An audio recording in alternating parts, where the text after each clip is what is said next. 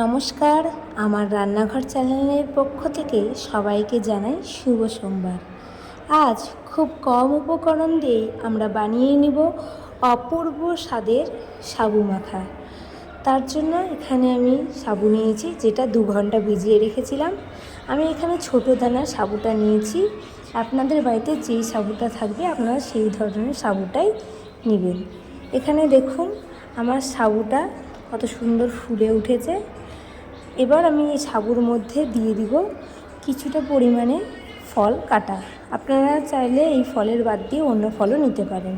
এখানে আমি নিয়েছি কলা, আম, কিছুটা চেরি ফল, চিনি এবং কাঁচা মিষ্টি। এখানে আমি নারকেল এবং দুধ দুটোই দিই, যেহেতু অনেকের সমস্যা থাকে, আমি দুধটা এবং নারকেলটা খাই না, তাই আমি দিইনি।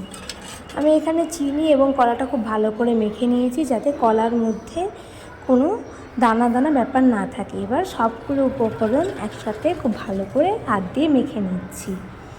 আপনারা চাইলে এর পরিবর্তে অন্য যে কোনো ফলও ব্যবহার করতে পারবেন। এখানে সবগুলো উপকরণ ভালো করে মাখিয়ে আমাদের তৈরি হয়ে গেল অপূর্ব স্বাদের সাবু মাখা। অবশ্যই ভিডিওটি ভালো লাগলে লাইক এবং সাবস্ক্রাইব করে দেবেন।